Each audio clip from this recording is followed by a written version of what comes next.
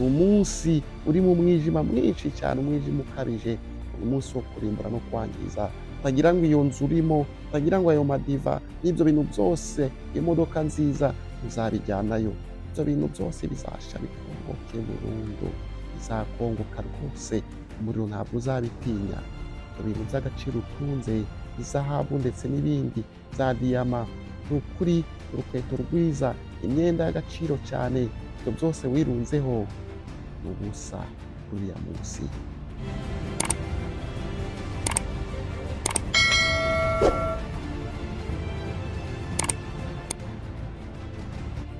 Ndagushimiye cyane wowe wamaze gukora subscribe kuri Mutima Channel. Nitwa Jean Marie, wamaze kwitaba Imana. Ese kuri uriya munsi nzireguza iki? Wowe uzireguza iki? Igihe impanda izaba irimo kuvuga, igihe ijwi ry'Uwiteka rirangurura, izaba rihagaze ku musozi, atuwera ni yere, ndetse n'uwanduye akomeze yandure.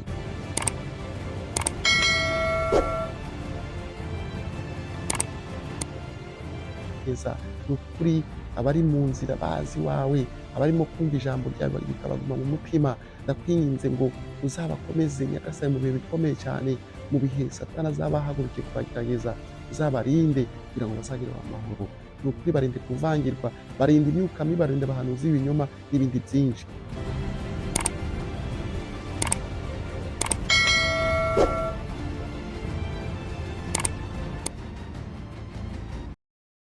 Haleluya, Yesu nashimwe. Ni Mutima Channel, njye nitwa Jean Marie, wamaze kwitaba Imana. Rero reka byinshi bigende neza bwawe, wowe wamaze gukora subscribe kuri Mutima Channel, nawe utarayikora ni ukuri ikaze mu muryango mugari wa Mutima Channel. Gahunda ni yindi, ni ugusenga amasengesho y'urudaca, amasengesho adasiba na gatoya, kwinginga Imana kugira ngo turebe yuko yatugirira ibambe, yatugirira impuhwe, ikazatwinjiza mu bwami bwayo, hatazaba imiruho, hatazaba ibibazo na gatoya. Ndakwifuriza mugenzi utuzagiraneyo, ndakwifuriza muntu utuzajyaneyo. Ateka Imana kumvira ibyifuzo. Wowe wazamutse umusozi ujya gusenga muri uyu mugoroba, wowe wamanutse umusozi ukagenda mu mubande hasi, ni ukuri uvuye gusenga, Iteka akugeza iwawe amahoro, kandi aze kuza kuwukemurira buri kimwe cyose wayisabye. Imana yawe rero ikomeze bane nawe, wowe n'abawe, wowe n'umuryango wawe, umugore n'abana, papa n'abana. Ndabashimiye cyane. Njye nitwa Jean Marie, wamaze kwitaba Imana. Ntangire dusenga. Yesu Kristo, ndagushimiye uyu mwanya mwiza uduhaye kugira ngo twongere tworoshye imbere yawe, rero ubwiza bwawe Kristo n'utwongere nziza.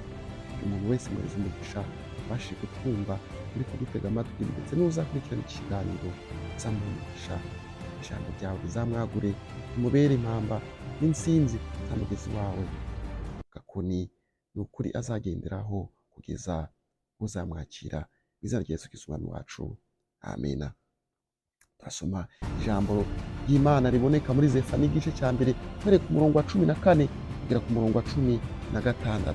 Iteka Imana ufashe gusobanukirwa. Ijambo ry'Imana rero rihora rishasha, uramenye ntukarangwe no kuvuga ngo ndabizi, narabyumvise, ndabimenyereye.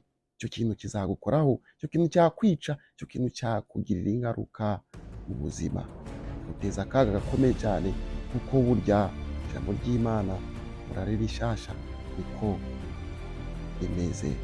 Ndagushimiye.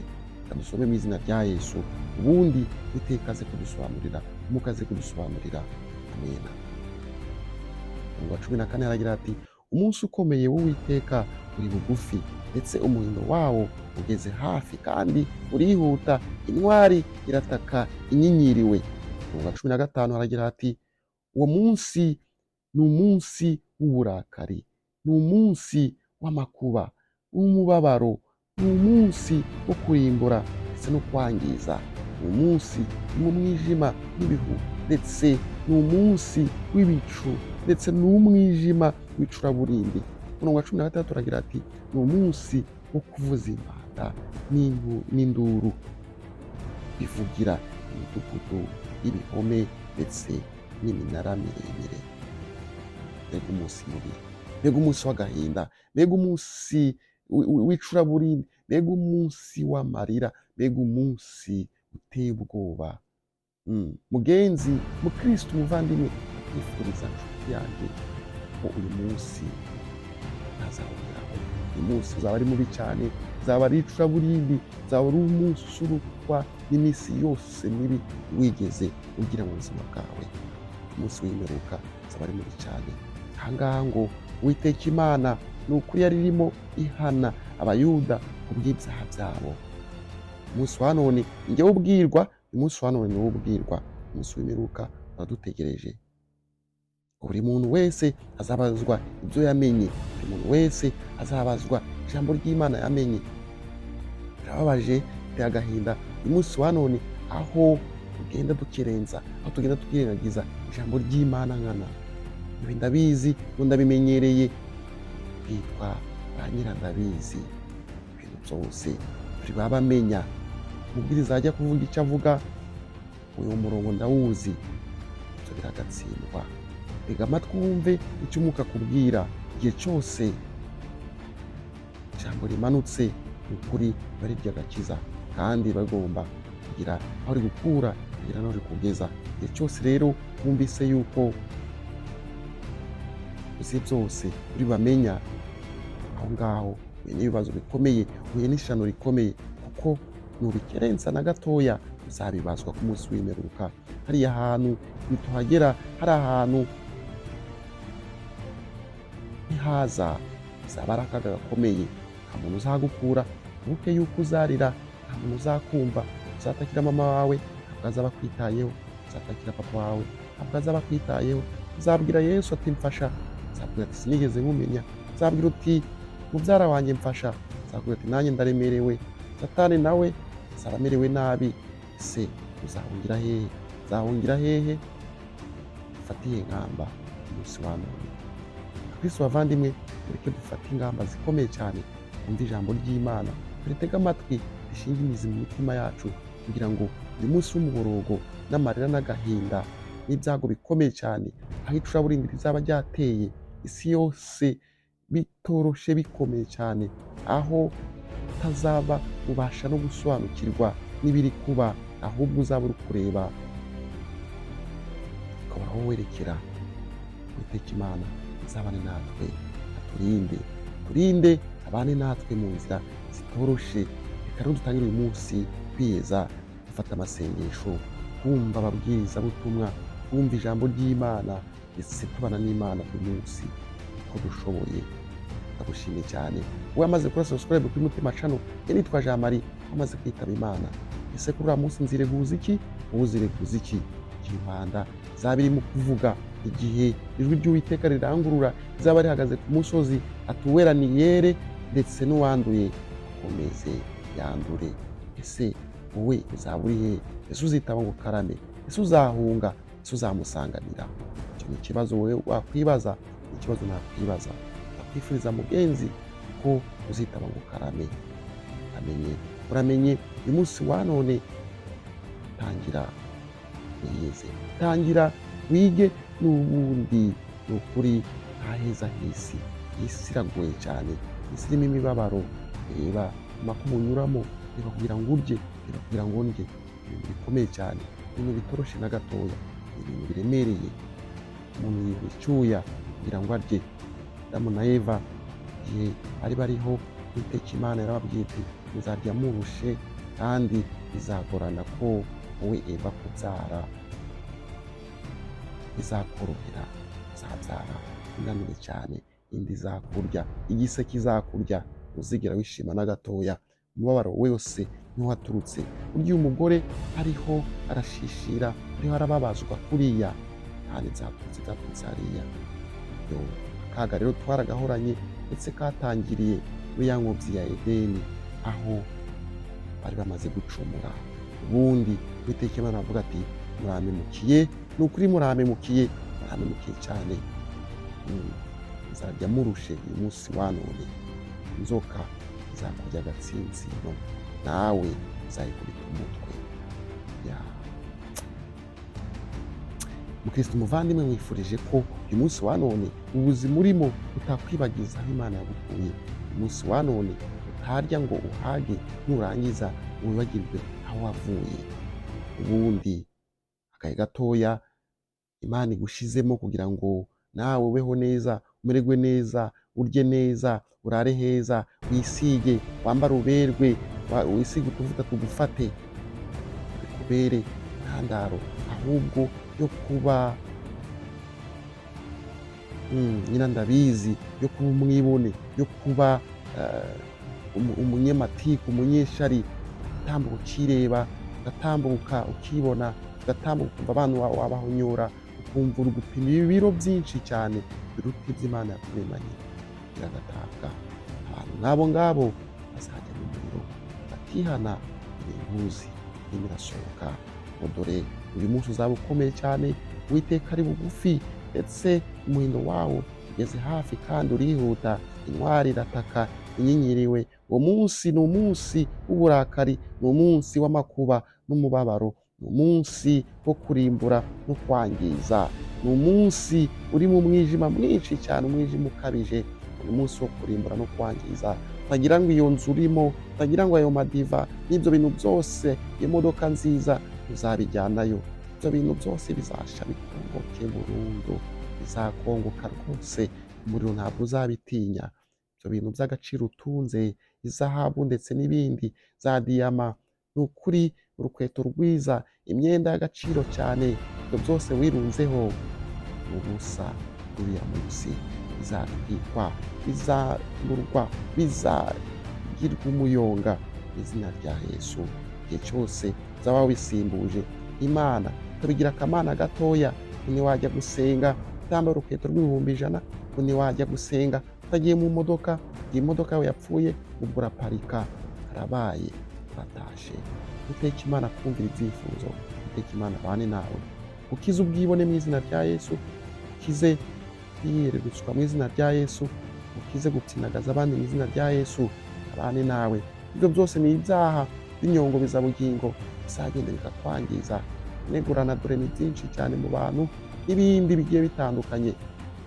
Uriya munsi hazaza igitabo gikomeye, ubundi hazimo kurambura.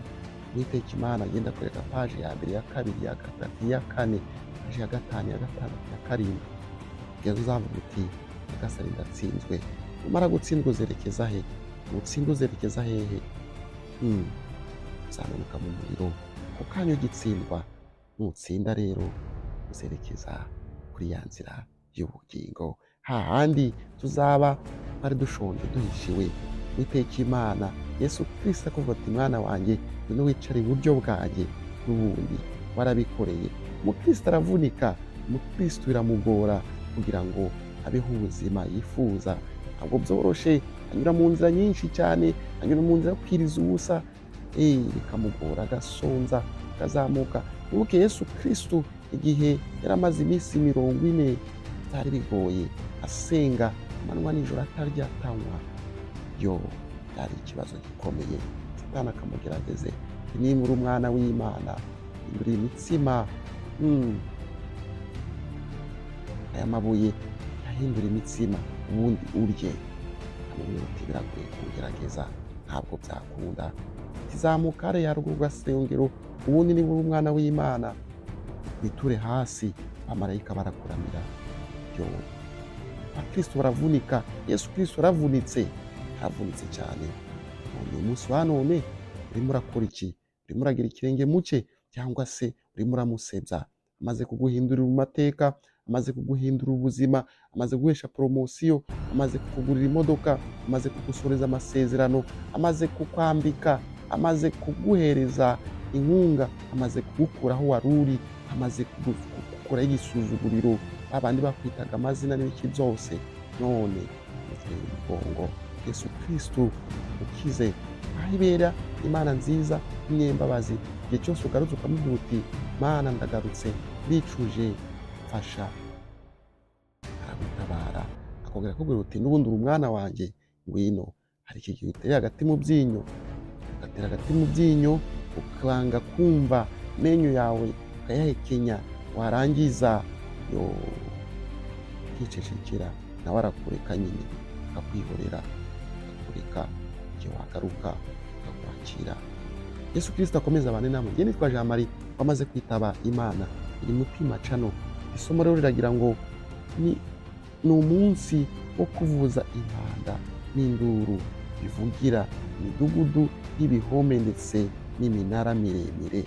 Aho hantu bizaba bigoye, bizaba ari induru nyinshi cyane, bizaba ari akaduruvayo, urusaku rwinshi, bizaba ririmbuka aho nta butabazi na bukeya, nta emergency services zizaba zihari. Kwa kundi ngo nibiza ngo baraje barabagobotse, nta n'umwe uzaba ari kugutabara, nta n'umwe uzaba ari kugutabara. Se mugenzi, nshuti yanjye, wishingikirije iki? Ese nuzabazwa ibyo wamenye uzabisubiza? Yaho uzavuga uti Nyagasani gereza amahirwe ya nyuma? Ntabwo bizaba bigishoboka, ahubwo bizaba birangiye. Uzi ubwenge yabyumva, uzi ubwenge yafata inkamba, uzi ubwenge yakwihana, uzi ubwenge yagira atya akavuga ati ndihaniye nonaha. Muri comment reka mubitwereke, mubitugaragarize, mukora subscribe, tubane namwe ijambo ry'Imana yabonekaga muri Zefaniya igice cyaho cya mbere mu wa 16 wa 17. Njye nitwa Jean Marie wamaze kwitaba Imana. Amashimire kandi n'abasezere mu mahoro. Ciao ciao. Dusenga twihuta dusoza ubundi ahejo tuganira kuryo Imana duteganyirije, turyoherwa kandi bigenda neza. Isashimwe. Ndagushimiye Yesu Kristo, uri Imana ikomeye cyane, uri uwisumba byose, urebera hose icyarimwe, aho reba ubwoko bwawe Nyagasani ugushijwe n'ibiyobyabwenge n'abandi bari mu isi y'icuraburindi n'abandi batazi uko bihagaze hanze aha ngaha. Ni ukuri isi irugarijwe n'ibintu byinshi cyane. Umunsi rero w'umubabaro wa wundi uzaba uri guhana wihanikiriye, ndakwinginze ngo databuja uzaze Kristo. Ni ukuri ntuzarobanure ku butoni, ahubwo Nyagasani uzaba yarambitswe ikamba ryawe uzamwakirana ibambe, gahoro utabara kiza abisa. Ni ukuri barimo bariyeza, ni ukuri abari mu nzira bazi wawe, abarimo kumva ijambo ryawe bikabaguma mu mutima, ndakwinginze ngo uzabakomeze Nyagasani mu bihe bikomeye cyane, mu bihe Satani azaba ahagurukiye kubagerageza, uzabarinde kugira ngo bazagire amahoro. Ni ukuri barinde kuvangirwa, barinde imyuka mibi, barinde abahanuzi b'ibinyoma n'ibindi byinshi byabangiza. Ni ukuri bareze umurongo muzima, bareze gushikamira mu mutima, aho urabereka ati muze aha ngaha ndabashaka, bazazibereye. Ni wa munsi rero uzaba wagarutse uje kuduhemba ibikwiranye n'ibyo twakoze, tuzaze turi benshi tugusanganira mu izina rya Yesu Kristo umwami wacu, amen. Njye nitwa Jean Marie wamaze kwitaba Imana. Iri muzi mu butumwa bwawe n'ubwanjye, ndagukunda. Barakoze kuri subscribe, niba utarayikora ikore none aha ngaha kugira bizagende neza. Njye namaze kwitaba Imana, uze dufatanye urugendo mu izina rya Yesu, amen.